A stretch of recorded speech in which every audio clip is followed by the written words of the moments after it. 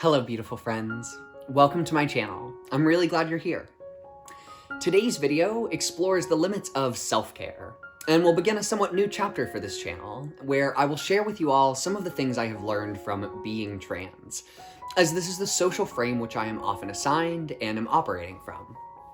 If you're trans yourself, I hope my words can bring you companionship and perspective, and if you're not, I hope you can learn more about yourself by learning more about others. And who knows what you'll learn.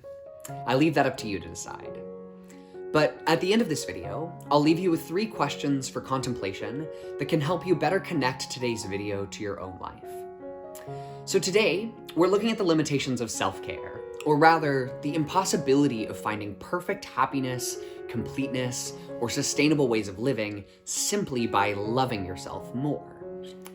I don't mean to sound pessimistic or skeptical about the power of positive thinking, the cultivation of pleasure, or the importance of establishing a healthy relationship with yourself. These are all necessary, possible goals, which I would encourage everyone to pursue. And my belief that transforming your perspective can transform your life is a major reason I started this channel. If you do not listen to yourself closely and often, it is difficult to remain aware of your needs, your fears, your weaknesses, which makes it difficult to feel at home in your life. But self-understanding and self-assessment imply something a bit different than self-care. Self-understanding is the pursuit of a more accurate and balanced perception of your relationship to the state of the world around you, while self-care has a tendency to perpetuate the idea that you are singularly responsible for your own well-being, that your needs are yours alone to solve. And this simply is not true. But this is a difficult thing to remember as a trans person.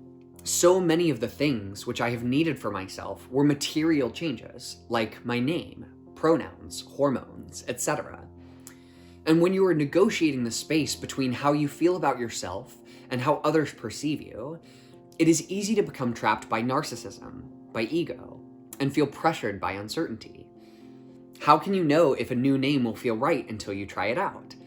And what if you decide you don't like that name, or would actually prefer your old name? How will people respond if you change your name? Change it twice, 7 times. Every step taken feels influenced by this fear of not knowing. There may be an inkling or desire, or some force that you feel like is pulling you to make a certain change, but often these changes come with great loss or risk of loss. And with so little room for flexibility, experimentation, or discovery in a binary gender system, it is easy to become paralyzed and bogged down by self-doubt, convincing yourself that you must be absolutely certain that a risky change will be worth it, when in reality, that's not something you could possibly be expected to know any more than you can know the future of any choice. So you rely on an educated guess, on your own intuition, or more often, for me at least, you are motivated by the realization that you simply cannot stay where you are. And as many trans people discover, listening to these voices and trusting this motivation for change can unlock greater reserves of confidence, self-love, and euphoria.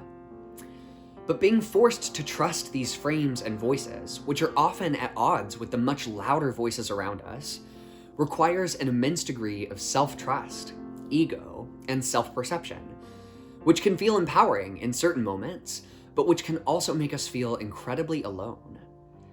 And when you demonstrate to yourself over and over that generally speaking, you are better at discerning what you need than the people who raised you, your doctors or therapists, and most of the people you interact with, that is, when you find yourself in a position where you are forced to explain yourself repeatedly and fight for the space you need to survive, sometimes tooth and nail, often losing a lot of support in the process, it can become increasingly difficult to remain vulnerable. And you can feel a serious, singular responsibility for your own well-being and happiness. When the scripts offered to you by society have disproportionately produced harm instead of healing, you tend to feel increasingly accountable for meeting your own needs. And thus, discerning the very thin distinction between self-trust and self-reliance, between your ability to know your own needs and a perceived or confirmed imperative to meet all of your own needs, can become an almost impossible task. Another way of framing this is that while the task of self-care is crucial for those of us who often fail to receive legitimate care from society, you can't happy place your way out of systemic oppression. Substantively moving our minds away from negativity, dysphoria, and self-hatred depends, in some measure, on the treatment of all people as valuable to our community, as worthy of love, and a commitment to better demonstrate people's worth and value by creating spaces and opportunities for people to feel their worth, to contribute the best of themselves to the world, and to become integrated into the function of society, materially, financially, and physically, as well as mentally, emotionally, perhaps spiritually. And healing one's mind, without healing one's body or social inclusion, can actually create new forms of pain or dissonance. In fact, some of the days I feel most grounded in my body, the days I genuinely love myself the most, are some of the days I also feel the most anger at how much injustice I and many, many others experience because of what we look like, how we express ourselves, who we love, or any other social marking that renders life more materially difficult for certain people who are defined primarily by the single stories of difference. So if you are trans and struggling with mental wellness, you are not alone. And unfortunately, until we are more thoroughly understood and integrated as a legitimate facet of society, we will likely continue to experience at least some personal and mental difficulties as a result of our social marginalization. We will be forced to continue to trust ourselves, our intuition, but we should also be open to trusting one another, and those friends, family members, doctors, therapists who actually prove to us that they are seeking to understand and that they have our best interest at heart, because we cannot do this alone. And if you are non-trans, recognize that the needs of trans people, as well as all other marginalized populations, are legitimate needs. And in many cases, these material needs must be met if we hope to move towards sustainable wellness for all of us. And by working to continually undo the distance and alienation we place between our frames of understanding, by demonstrating a shared capacity for vulnerability rather than reinforcing privilege or power, and by surprising one another with our profound capabilities for empathy, we can begin to better understand the ways in which we are all connected, how the suffering of one of us affects all of us, or at least what causes one person suffering is incredibly likely to be causing similar suffering to others. And that while our differences are true stories that we should be careful not to erase, we should work to organize ourselves and our communities by eliminating ignorance and pursuing our shared goals and needs.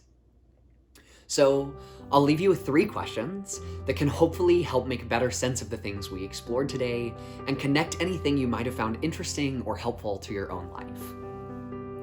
First, who is someone in your life who has earned your trust, who has demonstrated to you that they have your best interest at heart? And how can you become more vulnerable with this person as an act of self-love? Second, who is someone in your life who you believe or know could really benefit from more support? And what is a simple way you could reassure them that they can rely on you? Third, what is a need of yours that is going unmet, that is outside of your control? Can you work to unburden yourself a bit more by naming this need for what it is and recognizing that it is beyond your control? Thank you for your time and your hearts. I really hope this video made your day a little brighter. If it did, please like and subscribe. Your support means a great deal to me as I want to provide reflections which speak to you. Otherwise, thank you for watching. I wish you peace and perspective.